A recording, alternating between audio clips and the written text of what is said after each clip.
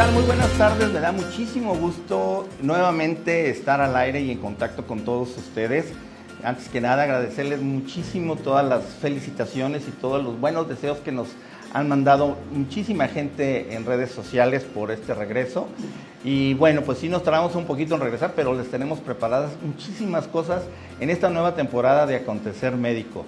Estamos ya dando un paso importante. Ahora nuestro eslogan es de pasar de la información a la acción, porque definitivamente no podemos quedarnos o no podíamos quedarnos con los brazos cruzados viendo todo lo que está sucediendo en nuestro país en lo que se refiere a salud específicamente, que es nuestra área. Es por ello que más que seguir hablando de información y de problemas, etcétera, vamos a abocarnos mucho durante esta temporada a buscar y ofrecer soluciones. Acontecer Médico quiere ser un facilitador en salud y a partir de esta temporada, poco a poco ustedes se van a dar cuenta de todas las herramientas que les vamos a ir ofreciendo paulatinamente. Entonces, por eso es importante que estén al pendiente de nosotros en redes sociales, pero también todos los jueves estaremos de 2 a 3 de la tarde en vivo y tendremos invitados de primera línea como siempre, que también nos van a enriquecer con su experiencia y de cómo están viviendo esta crisis sanitaria en nuestro país y en nuestro estado. Y bueno, pues empezamos esta tarde con un tema que es muy interesante y vamos a hablar justamente sobre cómo la enfermería está enfrentando la escasez de insumos médicos. Ese es el tema de hoy, justamente, la enfermería ante la escasez de insumos médicos. Y en ese sentido, pues yo creo que es importante tener un poco esta referencia. De acuerdo al Instituto Nacional de Salud Pública, la enfermería es una de las ocupaciones más respetadas y valoradas por la sociedad de México. Creo que también hace falta que no nomás sean valoradas, sino que también sean mejor pagadas. Alrededor del 33% de la población del país considera que la enfermería es de las carreras más importantes para nuestra sociedad, solamente abajo de la labor de los bomberos. Entonces vean a qué grado ya esa necesidad de la enfermería tiene nuestra sociedad. Algo también que es importante es el número de enfermeras que hay y enfermeros. Son más de 300,000 enfermeras y enfermeros en México, de los cuales el 85% son mujeres. ¿Qué esto quiere decir? Que este 85% que son mujeres, en muchas ocasiones realmente son el pilar de la casa, o sea, son quienes realmente están sustentando los gastos, la educación a los niños, etcétera, y aparte de esto, desarrollan su labor como enfermería, que es una labor muy, muy encomiable y también muy demandante. Bueno, por todo esto, sabemos que la enfermería es un auxiliar para médicos, profesionales de la salud en general, pero sobre todo es un gran aliado para los pacientes. Entonces ahora nuestro protagonista va a ser el paciente. Vamos a buscar que todos los pacientes tengan lo necesario y que estén súper bien atendidos. Y qué mejor para hablar de la enfermería que dos grandes especialistas, líderes de opinión y además que manejan todo lo que es la pedagogía y desarrollan generaciones y generaciones de enfermeras en nuestro estado.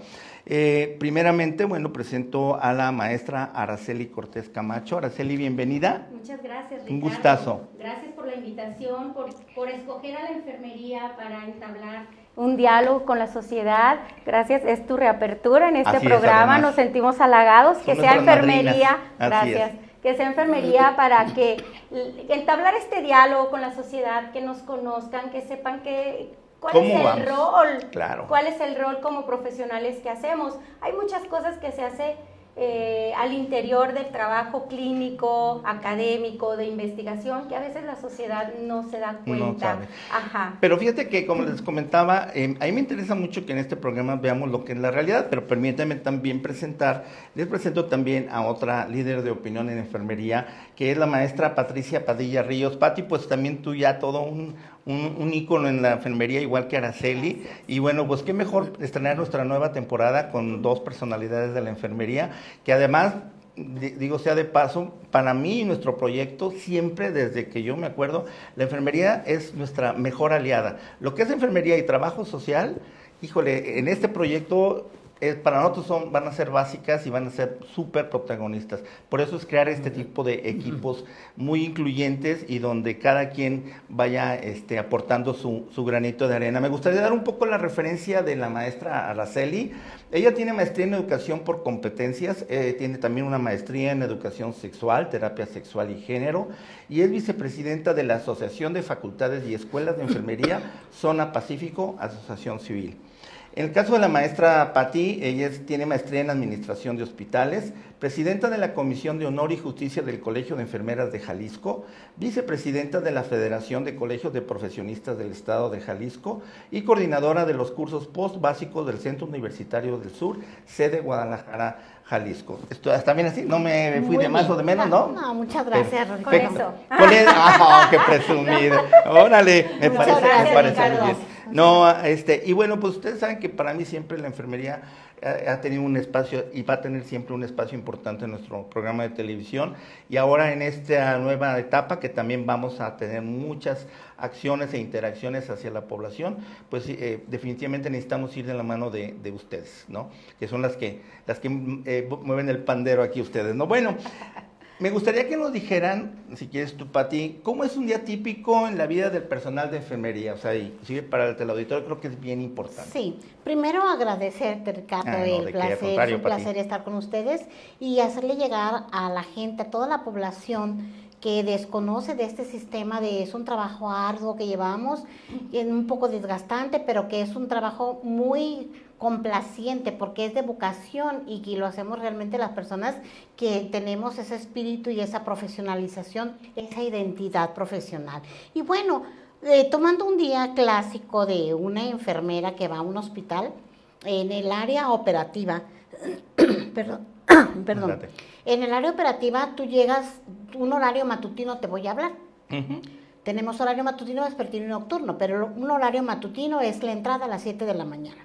Tú haces tu checada y te vas inmediatamente a tu servicio, tienes lo que haces del checador a tu piso, a tu servicio, a tu área, y lo primero que haces es un enlace de turno con la enfermera que acaba de salir, junto al paciente, donde te da los pormenores de cómo pasó el turno nocturno, qué medicamentos se le aplicaron, qué reacción tuvo, qué mejoría tiene, etcétera, etcétera. Posteriormente pasa la enfermera matutina para hacer un lavado de manos a los pacientes, a tomar los dextrostics, que son previos a su desayuno, para medir el azúcar a quienes lo requieren, su toma de signos vitales y posteriormente para que puedan desayunar de alguna manera confortable. Perfecto. Después de ello se hace la rutina de medicamentos que está establecido desde 8 de la mañana, 10, 12, 14, a la hora que está indicada, y su tendido de cama, haces una conversación con el paciente para que se sienta agradable, cómodo, porque hay generalmente muchos pacientes, sobre todo adulto mayor o algunos niños, que van los papás y los dejan y no llegan hasta más tarde o casi al final del turno.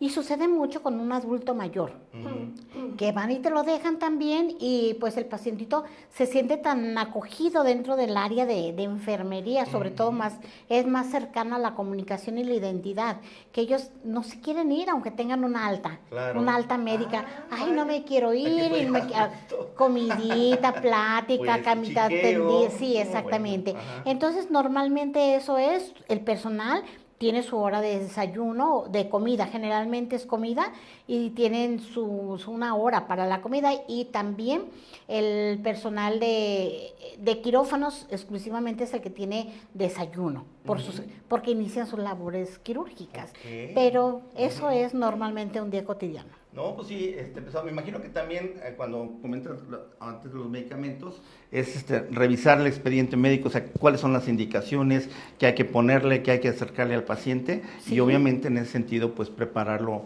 lo necesario, sea la jeringa, sean las tabletas. Aplicamos una regla de oro que dice paciente correcto, medicamento correcto, dosis correcta, etcétera, etcétera. Sí, vaya que antes tú te vas a la unidad del paciente con tu expediente, tu Cardex, sobre todo la nota médica donde están todas las indicaciones para poder aplicarlos. Ok, y pues eso es bien importante porque de alguna manera el médico, denle esto, y se va y no sabe si se le dio, si no se le dio, si hubo o no hubo. Ustedes son las que empiezan a ver, ¿y ahora para dónde corro, no, Araceli? No, y recordarte que en enfermería enfermería tiene más de 200 años trabajando y en contribución a la salud de México, ¿no? En todo el país y del mundo, claro, pero hablo de nuestro terreno, ¿no? De nuestro país. Enfermería es es la ciencia del cuidado. Todo lo que hacemos está fundamentado, tenemos nuestro cuerpo de conocimientos, nuestras teorías y modelos, nuestra metodología de trabajo, enfocado 100% al beneficio del paciente. También le ponemos mucho corazón, porque como dijo Patti, esto es de vocación. Hay personas, hay estudiantes que entran a estudiar enfermería porque es lo que hay, porque no encontraron puntaje, porque ven una manera muy rápida de obtener recursos laborando. Y sí es verdad, pero al final de cuentas, en el trayecto, comienzan a amar a la carrera, ¿no? Entraron sin vocación, pero luego que conocen todo lo que hacemos y la entrega que se le da y el reconocimiento del paciente con un gracias, contarnos sus cosas íntimas y estar en momentos. Enfermería aporta al nacer, estar presente en el nacimiento, veras, en toda participa durante la vida. Es cierto. Y también apoya en la muerte. En la muerte. No, y que está bien interesante, Araceli. Y si quieres, ahorita vamos a un corte. Claro que y de regreso, bueno, pues yo creo que aquí está la primera muestra de por qué la enfermería y el proyecto que tenemos con Acontecer Médico ahora vamos a ir de la mano, precisamente porque necesitamos personas con vocación que tengan ese vis de humanismo y sobre todo de querer apoyar y ayudar al prójimo. Vamos al primer corte y regresamos.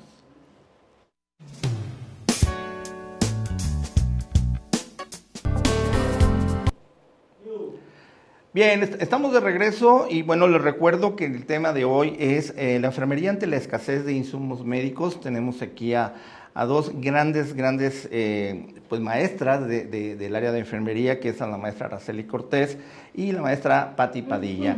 Algo que también, ahorita hablábamos acerca de lo que es un día típico en la vida del personal de enfermería. Yo creo que también esa parte de lo que es la vocación, pues me imagino que tienen que ser muy organizadas, ¿no? O sea, alguien que es desorganizado, que deja un tiradero, pues así como que al rato no va a saber ni dónde quedaron las cosas, ¿no? Entonces yo me supongo que hay algunas cosas que probablemente se van adquiriendo, que van viendo a caray aquí. En mi casa puedo ser desorganizado, pero aquí no. ¿No? Entonces, pero bueno, por algún lugar se empieza, ¿no? Pero yo creo que también eso es bien importante. Ahora, hay un punto en el que el día típico, bueno, me queda claro que tienen que madrugar, que tienen que poco a poco ir desarrollando esa vocación, porque como bien dices, a lo mejor unos entran diciendo, pues, de algo tengo que vivir, bueno, pues, aunque sea de enfermero me meto, y resulta que no es eso, al rato, como dices, ya no lo quieren dejar, y aparte de esto, pues bueno, muchas veces hemos hablado de los ingresos son tan pocos para un técnico en laboratorio, a veces en enfermería, perdón, a veces inclusive hasta para una enfermera que tiene ya todo lo que sea y resulta que como está, ¿cómo le llaman? Lo que tienen en los hospitales del área pública. ¿Tabulador? Que nada más dicen, pues es que yo nomás te puedo meter como auxiliar porque es lo único que tenemos ahorita, que es, ¿tabulador? Sí, como tabulador. Las plazas vacantes. Ajá, entonces al final pues están súper bien preparados, pero pues llegan a lo que hay. Probablemente aquí yo creo que lo interesante del asunto es ese desarrollo y cómo van adoptando la vocación y las ganas, sobre todo, se van enamorando, como dices, de su labor. Eso se me hace padrísimo. Bueno, pasando a la teoría a la práctica, ahorita en nuestro país estamos viendo una crisis sanitaria como nunca en la historia de México. Sí. Y desafortunadamente cada mes que pasa, cada día que pasa, vemos que la cosa está mucho más difícil. Me llama mucho la atención, o creo yo que quien está al frente de esta situación, que es realmente la enfermería, tengo ese interés de ver, cómo lo está viviendo en la realidad, y la otra es cómo en su momento, qué podríamos hacer o cuál sería una buena solución que pudiéramos nosotros pensar, empezar a trabajar sobre de ello. Bueno, primeramente me quedo cuando llegan, checan los expedientes, ven las indicaciones del médico y en ese momento van obviamente a surtir el medicamento, el equipo, todo lo que se requiere. ¿Qué está sucediendo ahorita en estos momentos con lo que la realidad nos está pues complicando mucho la existencia? es de que llegan y pues en la farmacia no hay, el famoso no hay, no lo tenemos, etcétera. Yo ya le he puesto un nombre a la medicina actual y sobre todo en las instituciones públicas se llama la medicina de inventario, porque realmente te van a dar y el paciente va a recibir lo que hay, no lo que necesita. Entonces, ¿tienes tal medicamento de inventario? No, no, pero tengo oye, pero no es lo adecuado, pues lo que hay. Bueno, pues el médico dice, pues pónganselo, de no darle nada, darle ese, es lo que hay. Entonces yo digo, esa es la medicina de inventario. Entonces derriba mucho lo que ustedes enseñan, lo que un enfermero sale de la carrera y llega y dice, no, es que aquí me dijeron que el ABC es esto y todo. Ahorita, sobre todo en estos momentos, porque ha pasado también en otros sexenios, pero ahorita, ¿qué han oído? ¿Qué les expresan sus compañeras? ¿Qué nos podrían compartir de esto? Bueno, mira, Pati, para comenzar en ese sentido, acuérdate que la relación de enfermera-paciente se da o se gana en el trabajo y la persistencia. Claro. Son dos cualidades que se ganan estando frente al pie de la cama del paciente. Por supuesto. Enfermería siempre nos enseñan desde estudiantes a trabajar con los insumos que tienes. Lo que haya, ok. Lo que haya. Con lo que hayas, nosotros somos muy creativas. Y se nos educa para que nosotros, o se nos instruye para que nosotros, con lo que tenemos que cumplir y hacerle sentir bien al paciente, claro, y no dejarlo sin ningún tratamiento. Una gran responsabilidad. Hay muchas estrategias, ¿no? No es la primera vez. Esto de los insumos parto de dos cosas. Hay falta de insumos, de equipo y material, pero también de enfermería.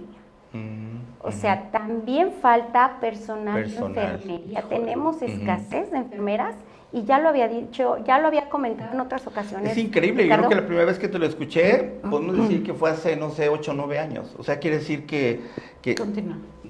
Sigue lo mismo, ¿no? Y bueno, un virus detuvo al mundo por una crisis, por una pandemia, por un problema de salud, y es increíble cómo ahorita vuelve todos los gobiernos a agarrar su rol de hacer cosas donde gastan una millonada en cosas que no sirven. Vamos a lo que hizo ahora el secretario de Salud, que hizo algo de talento, o la tierra de talento, Talentland. Millones de pesos que se gastan en eso, pero no contratan personal de enfermería, no tienen medicamentos, los hospitales pues están ahí sin lo necesario. Pues es un absurdo, ¿no? O sea, entonces decías, Araceli, y ahorita si quieres tu Pati me dices. Sobre eso, mira, también tú decías que enfermería es una de las disciplinas mejor reconocidas en la sociedad, a pesar que en la pandemia fuimos atacadas, ¿no? Desafortunadamente, Entendemos porque es parte del proceso de aceptación de una pandemia que nos movió el tapete a todos y que desconocíamos el virus. Y había miedo, además. Pero aún así está posicionada enfermería y la sociedad nos quiere. ¿Qué falta?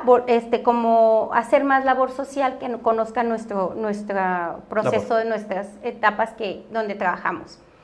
Esto del abastecimiento de medicamentos o de insumos no es nuevo, incluso es global.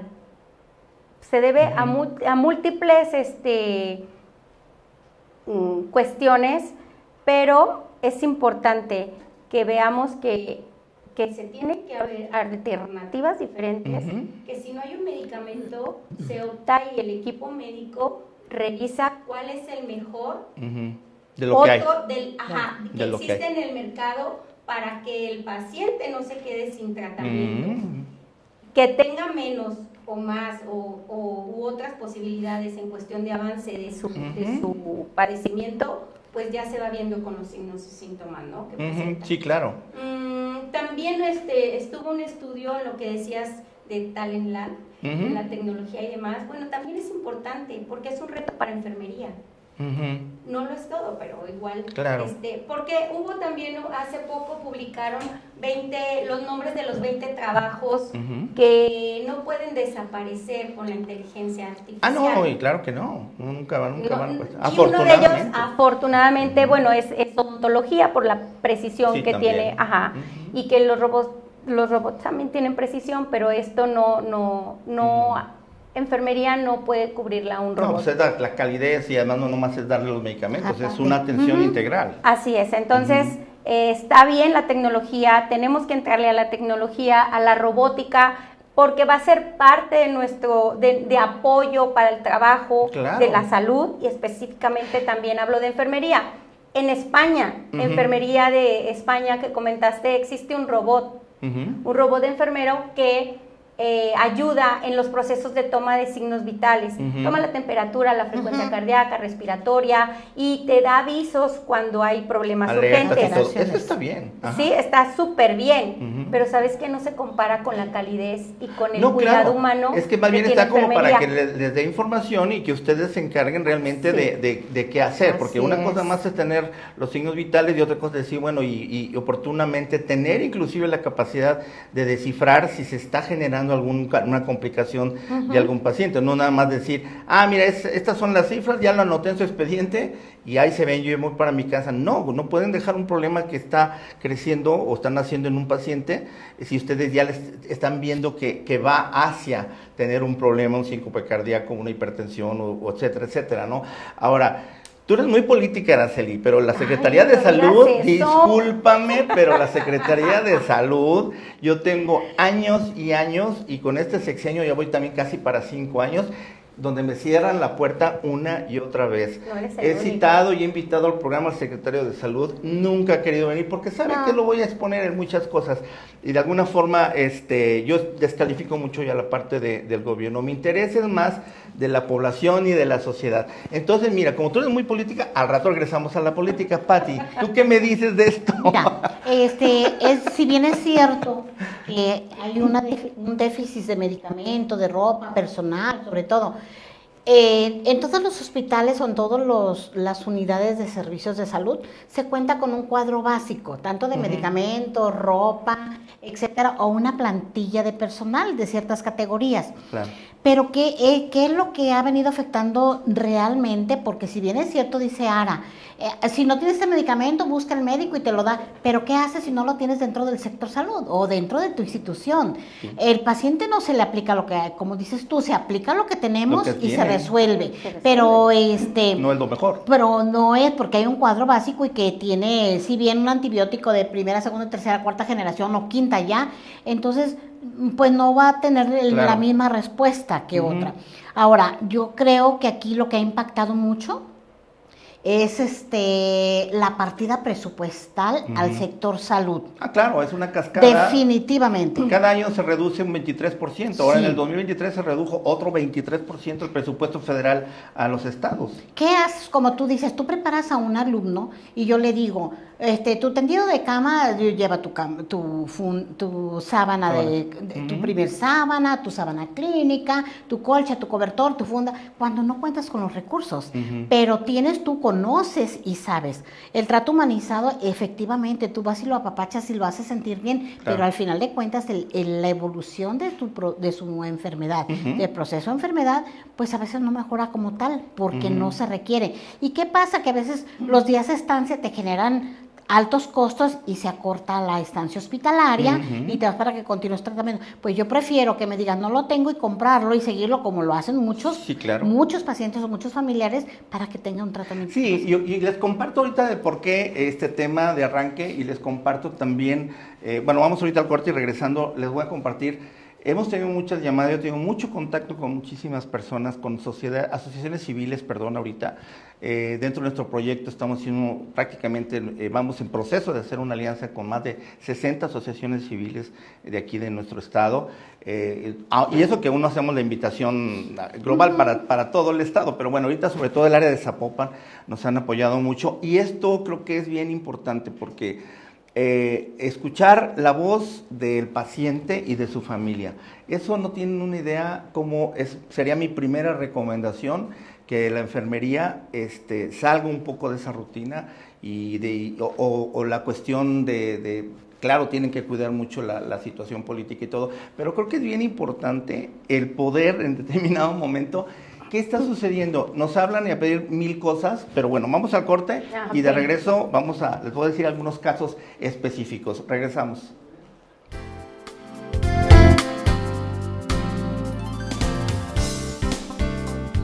Bueno, pues estamos aquí muy contentos de hablar de esto, porque realmente lo que estamos buscando es la manera de que podamos nosotros definitivamente buscar soluciones, porque de qué sirve nada más que nos quejamos y nadie hace nada.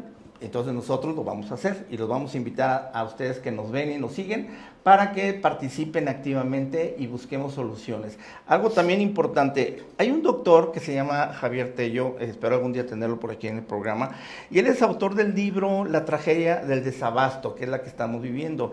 La tragedia del desabasto, que es la escasez histórica de medicamentos e insumos médicos en nuestro país, y él pone muy claro, se debe a una fatal combinación entre, lo dice él, ignorancia, incompetencia e ideología.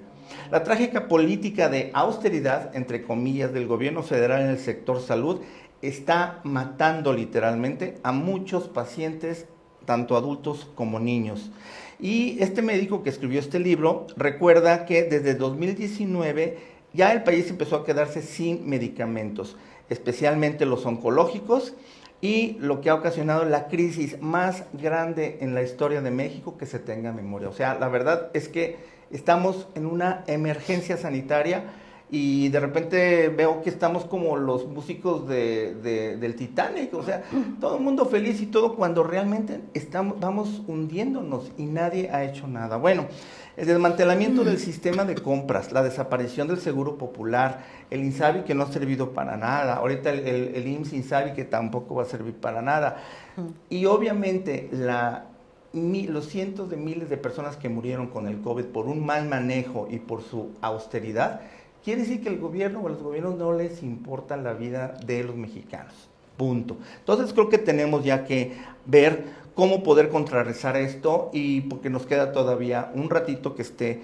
el actual gobierno de Andrés Manuel López Obrador, que ha sido nefasto en todas las áreas y sobre todo en la parte de salud. Entonces sí tenemos que pensar en qué vamos a hacer, porque nos falta todavía año y medio y quien llegue, que esperemos que ya no sea del mismo partido, va a tardar 2-3 años en levantar.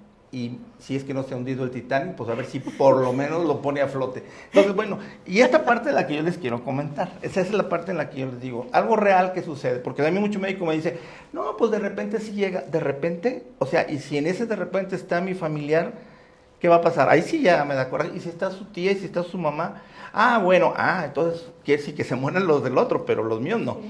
Creo que esta situación nos ha llevado a un egoísmo social también, que no debe ser. Y en el caso de la enfermería creo que debe de volver un poco a decir, tienen que abrir su panorama, que no tenerle miedo y decir, bueno, yo lo que supongo en donde nos quedamos, no hay, le dicen al paciente, ¿sabe qué? Dígale a sus familiares que vaya y compre. Pero vas a la farmacia, imagínense en un oncológico. Sí, una ampolleta, 25,000 pesos, una ampolleta que se tiene que poner cada 15 días. Sí, cada mes. Entonces, o sea, ¿qué onda? Los niños con cáncer, pero se han olvidado de los adultos con cáncer, se han olvidado de los de insuficiencia renal, nos hemos olvidado de los diabetes, los enfermos con otro tipo de enfermedades que realmente son catastróficas, no hay una ayuda y al mismo tiempo la pandemia dejó un descontrol porque todavía ya nadie puede tomar ni siquiera su medicamento. El desempleo, porque tampoco el gobierno ayudó realmente en la pandemia a empresas, a las empresas pequeñas, han cerrado cualquier cantidad de negocios. Entonces, vuelvo al punto, imagínense, dígale a su familiar que vaya a comprar, y a lo mejor el cuate dice, llevo un año sin trabajo, ¿de dónde voy a comprar esto? Ahora, el Seguro Social, ¿cuánto cada persona tiene que aportar? Más el patrón y todo, como para que te manden a la farmacia a comprar lo que ellos deberían de tener. Entonces, bueno, hay algunas situaciones que sí veo difícil que la enfermedad lo pueda solucionar, pero en este caso, ¿qué es lo que ustedes han oído en el interior, en el corazón de los hospitales? ¿Qué está haciendo la misma enfermería? Sobre todo tú, Pati, si quieres, coméntame para que no haya problemas de que la regañen aquí a los políticos. Te creas. Venga. No. Sí, es muy cierto y es un sentir del personal el desabasto. No solamente de medicamentos, en todos los insumos. Pero, pues, haces estrategias, como dijo Ara hace un momento. Nosotros tenemos esa habilidad que te creamos desde la escuela, porque tenemos esa formación de buscar cómo resolver. Ok. Somos resolutivas. Y proactivas. Ajá, y tenemos que ver la manera de cómo. No busqué que, bueno, me voy a otro piso a ver si lo tienen en algún otro servicio. Cuando agotas las posibilidades, bueno, dices tú, jefa, tu jefe inmediato. No tengo, le pongo la nota para mi seguridad jurídica ante alguna situación. Además, y yo le pongo mi nota, se informa al jefe inmediato de la situación actual. Y paras de contar. Okay. Porque en realidad es crítica la situación, ¿eh? Sí, por supuesto, por supuesto. Bueno, ahora en este sentido creo que es importante dar nuestro objetivo como acontecer médico de aquí en adelante es darle voz a los afectados. Y afectados no es nada más el paciente, es por ejemplo en el caso de enfermería, en el caso inclusive de médicos que sabemos que están teniendo un problema ya ha habido médicos que los están destituyendo porque van y reclaman que no tienen lo necesario. Hay bullying laboral, hay amenaza con perder el trabajo. Yo he tenido aquí personas en las que me dicen, por favor, no me hagas decir nada de la institución donde trabajo porque me corren. Y además mi hija está en tal área y también la van a correr. O sea, es una venganza de alguien que esboza lo que está pasando allá adentro, ¿no? Entonces, esto es más bien una ayuda, no es tanto como mandar a la guerra a la enfermería de decir, pues ni modo, a ver qué haces, no. Sino de alguna manera son dos cosas. Una, que de alguna forma también sepan que acá, afuera de las instituciones públicas, pueden tener muchísimo trabajo y trabajo pagado, remunerado, no nada más de voluntario, que eso es parte de nuestro proyecto. Ahora, en este caso de los pacientes, sí es bien importante escuchar qué es lo que están viviendo y en qué parte están. Es desesperante ver, y yo me espero mucho, no sé ustedes, de ver que andan ahí para arriba y para abajo y no logran hacerle llegar el medicamento a su familia. El desabasto de medicamentos es, como te decía, es cada vez más grave. Es un problema que está creciendo, que no nada más el material de medicamentos, o sea, es material de jeringas, guantes, quirúrgicos, etcétera. No lo entiendes hasta que lo vives. Claro. Hasta que tienes un familiar donde estás buscando parches para su herida, bolsas para su colostomía, y no hay. No hay. Y no Increíble. Hay. Y es que lo tienen en Estados Unidos, viene de Estados Unidos y está parado en frontera. Y tiene un mes y no lo dejan pasar. Y eso te angustia tanto. Este problema está haciendo que tanto pongan aprietos tanto al personal de salud como a los pacientes. Y generan problemas desde la salud mental, aparte que viene deteriorada por su enfermedad. Digo, todavía la enfermedad los está tratando mal, como para uno rematarlos totalmente en el sentido de acuerdo, trato, claro. Deshumanizado, sin valores y frío, ¿no? Entonces, ¿qué pasa? Que buscamos alternativas, como dice Patti, hablamos a otro servicio, hablamos a otra clínica que nos lo traigan, y si no, pues la única solución es pedírselo a los familiares. Sí, claro, así es. Pero cuando los familiares no tienen dinero... Esa es parte de la triste cuando historia. Cuando los familiares van a la farmacia y no lo encuentras, y vas a una y vas a otra, sí. Entonces ahí es donde empieza la desesperación, empieza el estrés y también causa problemas. Impotencia. Se agotan todas esas posibilidades y la seguridad del paciente se ve afectada, ¿sabes? Sí, no, por supuesto. Entonces, incluso hasta recurrir a que se desmejore, claro, a que caiga ese es el problema, problemas de la salud. Que ahorita hay dos situaciones que están matando a los pacientes. Uno, los periodos de espera, el tiempo. Por ejemplo, IMSS, ahora los civiles también, en el sentido de que dicen, no lo podemos programar a su cirugía porque, bueno, en el Hospital General de Occidente no servían los elevadores hasta hace poco, entonces no podían hacer cirugías porque los quirófanos están arriba, entonces... Por Dios, ¿no? Entonces, bueno, afortunadamente ya ahí vamos, que por cierto, ya el director del Hospital General de Occidente ya me externó todo su apoyo, ya sirve un elevador y bueno, paulatinamente ellos están haciendo todo el esfuerzo para poder empezar a dar más servicios de más especialidades. Sí. Entonces, bueno, pero así como ellos, el IMSS, por ejemplo, los periodos de espera, eso es lo que está matando a la gente. Un cáncer donde es incipiente, que tiene una bolita apenas en un seno, y dentro de 8 meses que va a su cita, ya está invadida de cáncer esa persona. Entonces va a ser hasta más costoso. Y obviamente va de por medio la muerte de esa persona. Es muy triste, y a nosotros nos han contactado muchas personas donde dicen, oiga, yo ya fui, ya esto, no tienen nada, ni me dicen cuándo. Si es en el IMSS, mira, por ejemplo, y en la calle, voy a un restaurante y meseras que, oiga, fíjese que resulta que no me han podido operar, me tienen programada dentro de un año, y vea, ya la ves a mesera cojeando, o sea, no puede ser, o sea, es increíble realmente cómo hemos estado de, ay, pues sí, pues qué mala onda, no, sí, así está la cosa, no. Entonces, yo aquí la invitación que les hago es que esa voz nos la hagan llegar también a través de ustedes, a través de su equipo de trabajo, a través de que les digan a las enfermeras, vamos haciendo algo diferente.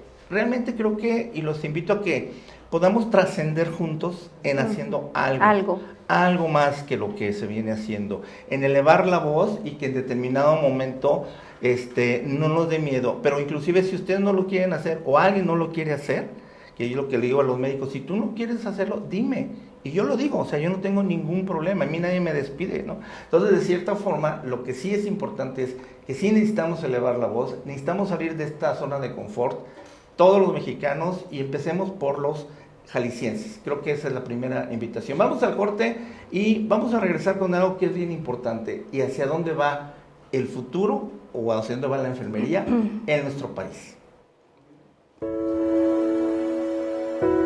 Bien, estamos de regreso, y bueno, la verdad es que si queremos cambiar las cosas no podemos seguir haciendo lo mismo, y de alguna forma yo les puedo decir, habla la voz de la experiencia, porque con este programa llevamos 12 años al aire y hemos tocado 1000 puertas, hemos tenido sentados aquí a presidentes de colegios, delegados del Seguro Social, directores de hospitales civiles, o sea, de todo. Y todo el mundo aquí dicen que sí, y cuando regresan a su lugar hacen exactamente lo mismo. O sea, creo que no podemos, tenemos años, y muchos podríamos hablar de casos de hace 10, 15 años, y que vivimos lo mismo. Entonces, no es ni el color del partido tampoco, no es, o sea, ya hemos descalificado a todos. Los políticos no les interesa, salvo ellos, su carrera política. Creo que a hoy más que nunca, pues creo que eso es lo importante que en lo que debemos nosotros manejar. ¿Querías tú comentar algo, Araceli? Sobre la opinión, en el 2020, desde principios más o menos del 2020, la Organización de Consumidores y Usuarios tiene abierto un cuestionario precisamente para pacientes o los que lo quieran contestar, referente a las consecuencias que han tenido y la experiencia que han tenido como desabasto de algún equipo material de salud. Pues las respuestas son bien interesantes. Todo lo que ya habíamos comentado es el tiempo que invierten en buscar el medicamento, es la forma de administración nueva, o eventos adversos o eventos secundarios con el medicamento que es sustituido por el que no es el que no está, y el estrés que también, o sea, la seguridad del paciente y los problemas graves también de su enfermedad se acrecientan. Claro. Entonces, creo que es importante seguir este cuestionario, hacer algo por el estilo para tener más datos y publicarlo, porque ya en lo individual, como no se publica, como no se conoce, no se ve, no se nota. Pues vamos dándole difusión a eso, si me lo puedes luego pasar y hacemos, porque la idea de esto no es nada más de que nos digan sus historias tristes, sino ver de qué manera podemos ayudarlos, ¿no? Claro. Y entonces yo les comentaba ahorita, bueno, hacemos el enlace con otra asociación civil que tenga ahí frecuentemente nos ofrecen medicamentos, nos ofrecen bolsas de diálisis, o sea, cosas que realmente pueden ser útiles, pero realmente no había ese enlace con la población. Entonces, ahora nuestra principal labor va a ser abrir espacios para que la gente pueda llamar, pueda, y si es necesario, hasta una línea telefónica, y aquí mismo pasar la llamada. No sé, ahora está el Zoom, hay 1000 cosas que podemos hacer, y que no les dé miedo, y los que quieran permanecer en el anonimato, pues por supuesto que también se los vamos a dar, ¿no? Para que no tengan problemas laborales. No, es que es cierto, nos preguntan del público que si existe un decálogo ético del enfermero o enfermera. Claro. ¿Sí lo hay? Sí, desde el nacimiento de la carrera. ¿Sí? Nosotros tenemos el código de ética, está publicado, y lo llevamos al pie de la letra. ¿Y más o menos qué dice el decálogo así? Digo, no de memoria, pero más o menos cuál es el mensaje. O digamos, ese decálogo habla sobre... Respetar, tratar, dar un trato digno al paciente, no dañarlo, escuchar y darle un cuidado humanizado, aplicación de medicamentos de manera correcta, no abusar, porque al final de cuentas el tener apoyo a pacientes que están vulnerables, que su estado de salud está crítico, no abusar de esa autoridad que a lo mejor se nos concede porque estamos tratando, el atenderlo, como dice Patti, pues con como calidez humano, con calidez, trato digno, no usar sustancias, no atender a personas cuando están uno con sustancias, o sea, también la seguridad la seguridad del paciente, el respeto profesional, el secreto profesional, porque nos confían todas sus intimidades. No, sí, y luego mira, no es por nada, pero a veces escucha uno a personal de enfermería que están ahí en la central y están comentando hasta eso de lo que le dijo el paciente, lo que le comentó, lo que hizo, lo que... ay, no, este paciente recochino hizo y dijo, o sea, ¿qué onda, no? Entonces creo que sí, el atentar contra la dignidad de un paciente también es bien importante. Claro. No se diga, o sea, no se excluyen a los médicos, ¿no? Ya algún momento les platicaré las historias de los médicos, pero bueno, hace falta mucho el recuperar esa ética profesional y recuperar la dignidad a lo que son la atención médica o en general manejar la salud que manejas vidas. O sea, yo creo que, y eso va para todos, los médicos también hay un problema, no hay, pero bueno, hay agujas en el pajar que estamos encontrando que también se están aliando con nosotros para buscar la forma de ir cambiando también las cosas en el área médica. Entro al punto del futuro de la enfermería en el mundo y en México. Les voy a comentar algo que vi en España, si les puede ser de utilidad, porque de alguna forma, bueno, en el futuro de la enfermería dice que ahora va mucho a España por impulsar la comunicación y la humanización, que es lo que estamos ahorita comentando. Definitivamente una lección aprendida fue lo de la pandemia, que ahí sí, mis respetos, la enfermería, mucho médico y todo, se murieron literalmente en la raya, no, literalmente murieron, siendo el país donde fallecieron más profesionales de la salud del mundo. Entonces es impresionante cómo fueron dejados a su merced mucho médico murió ahí. Ese es un ejemplo claro. Ustedes, si volvemos atrás a ese periodo, cuando veíamos a mí era impresionante ver en Facebook, el doctor fulanito murió, el sultanito murió, COVID. ¿Por qué? Porque no tenían mascarillas, no tenía esto, no tenía el otro, no había batas, usaron las mismas no sé cuánto tiempo. Entonces digo, ya, era como una ruleta rusa, en cualquier momento alguien se iba a infectar. Por falta de equipo y material, de equipo de protección personal. Creo, nosotros, enfermería y ciencias de la salud, los médicos estamos acostumbrados a tratar con personas con enfermedades infectocontagiosas. Claro. Y a eso nos enseñan, o sea, a cuidarnos, a protegernos, a entrar bien protegidos con tu equipo y demás. Creo que fue el miedo, porque sabías, como tú dices, la ruleta rusa, porque yo sé que si entro sin un equipo, tengo el 99% de posibilidades de contagiarme. Sí, claro. Pero si entro con un equipo protegida y todo, claro que entro sin miedo y sin temor a cuidar a un paciente y darle todo lo que necesita, porque yo me siento segura. Exacto. Además de esto, también no estábamos preparados.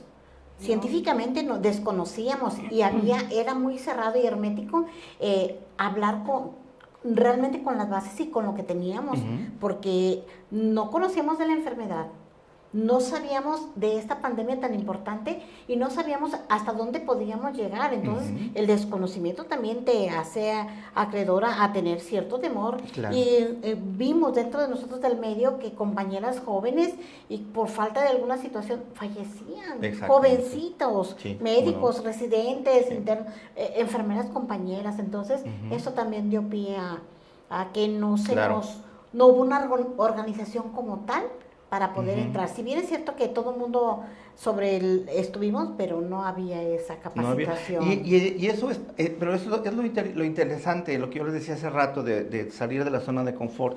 Vivimos una crisis tal, un momento en el que era un miedo hasta andar en la calle, ¿no? Sí. La otra era de que te lavabas las manos, lavabas hasta lo que comprabas de despensa. Sí. Entonces, ¿por qué no regresar a esos momentos que vivimos, donde perdimos amigos, perdimos compañeros, muchísimas gente fue por el COVID antes de que se pensara algo, digamos, de vacuna, intubaciones que se hicieron casi como pudieron porque no tenían tampoco lo necesario. Entonces, bueno, España sí está tomando en cuenta, es decir, la pandemia ha sido una de las lecciones aprendidas más importantes para nosotros.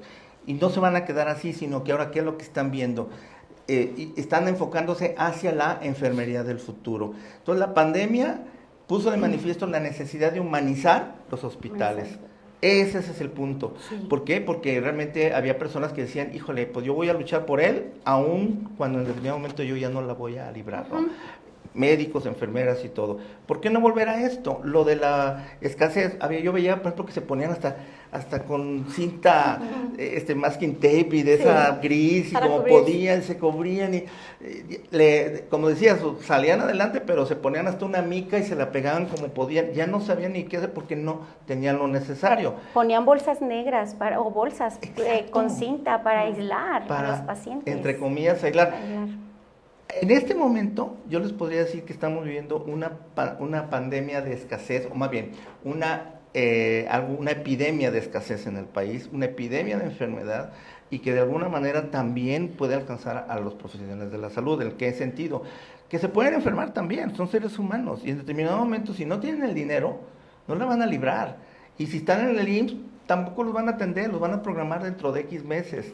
Hay médicos que, por ejemplo, en lo privado, me dicen, yo fui al San Javier, pero ya di nombres, pero bueno, me internaron en el San Javier.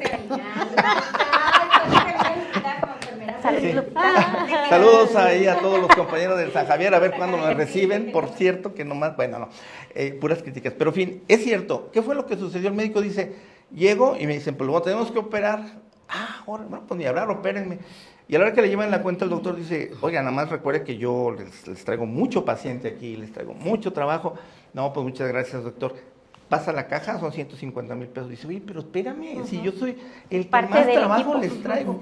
Sí, no, y se lo agradecemos mucho y adelante, doctor, siga trayendo con todo gusto, pero por favor pase a la caja o nos da una tarjeta, 150,000 pesos. Sí. El doctor dijo, no puede ser. Dice, o sea, afortunadamente él tenía el dinero, pero ¿qué pasa si alguien no lo tiene, no? Entonces, es exactamente la misma historia, sin importar si eres abogado, médico, lo que sea, más si eres político, la verdad, porque la verdad es que donde cae, todos son seres humanos, o sea, no pasa nada. Entonces, España, les comento también, fíjense qué interesante, si se puede hacer aquí, están también mucho priorizando el concepto del cuidado y la humanización, pero también le agregan la comunicación.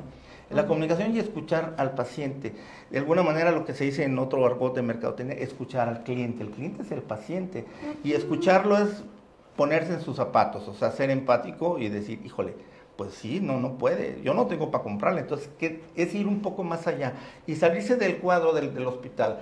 Hay asociaciones civiles que tienen muchísimos recursos o tienen en especie y dicen, no sé qué hacer, ahí tengo hasta sillas de ruedas, nadie me las pide, ¿a dónde las llevo? Pues porque nadie se le ocurre salir del hospital y decir, oigan, allá afuera hay alguien que me pueda ayudar, necesito esto. Entonces esa comunicación y el escuchar la voz del cliente y en ese sentido darle seguimiento y buscarle una solución es trascender, es salir de las paredes de los hospitales o de los consultorios y decir, vamos a ver cómo sí podemos ayudar a las personas. ¿Qué opinan de esto? Estoy totalmente de acuerdo que el rumbo va hacia la humanización con el paciente. Y porque fíjense que medicina, por ejemplo, está con el paciente en terapia intensiva y administra y todo, pero como yo decía, la persistencia y ese trato con el paciente se da al pie de cama y es enfermería.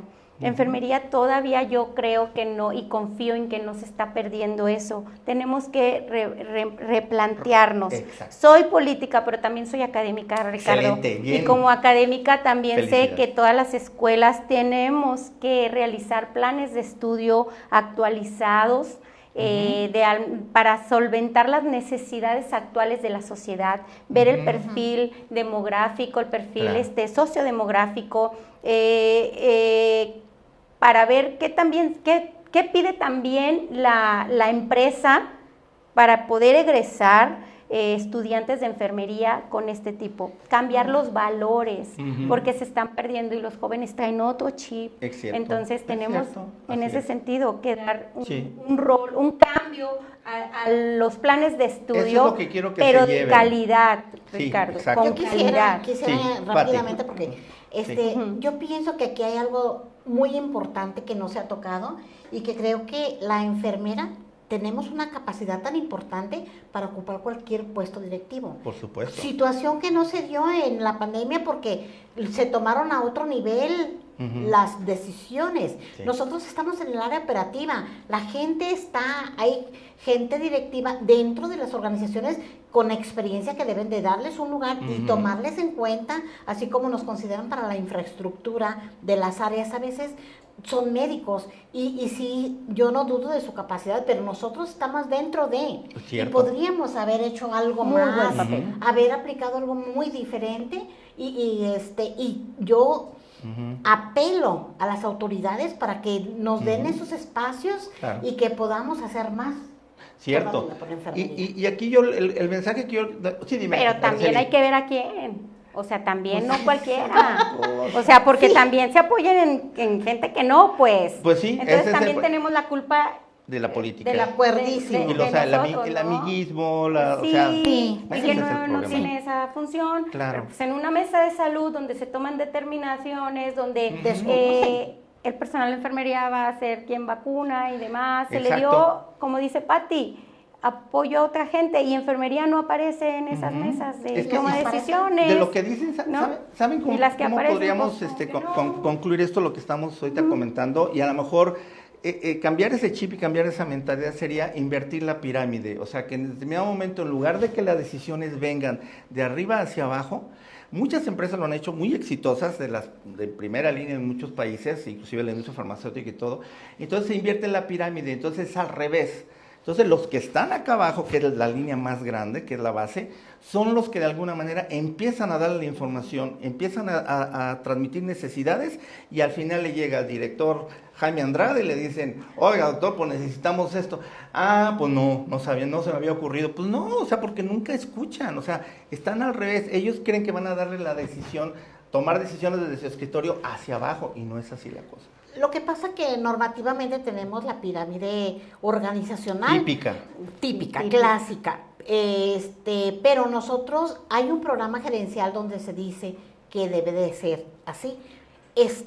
Pero no se lleva a cabo como tal, ahí ¿verdad? Está la cosa, entonces, no puedes tú cuestionar, informar, investigar, pero no puedes tener un término porque no se lleva a cabo realmente. Exacto. ¿Quién hace una canalización? ¿Quién ocupa un catéter de oxígeno? ¿Una mascarilla? Una sonda, enfermería. Y tú dices cuál es la que te funciona más. No desde allá tú vas a decir por la licitación que tiene el hospital, y además, agarrar al más. Exacto. Además, al mejor postor. Que se van a optimizar los recursos, porque se va a comprar realmente lo que en ese momento se dice o se sabe en el campo que se está necesitando, ¿no? ¿De qué sirve un programa de calidad cuando no se aplica en los insumos? Bueno, pues tenemos mucho que hacer. La invitación está hecha. Muchísimas gracias por atender. Son nuestras madrinas de esta nueva temporada. Empezamos con el pie derecho, gracias a ustedes.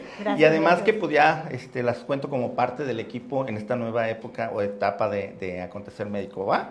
Muchas gracias. Aquí gracias, estamos Pati. a la orden de apoyar porque nos gusta hacer labor social. Ya está. Perfecto. Y a ustedes muchas gracias. Por ahí les estaremos dando cada vez más información. Síganos en nuestras redes sociales. Ahí vamos a estar poco a poco dándoles a conocer todo lo buenísimo que tenemos en salud a partir de hoy. Muchísimas gracias, Ricardo Urzúa. Me despido de ustedes. Que tengan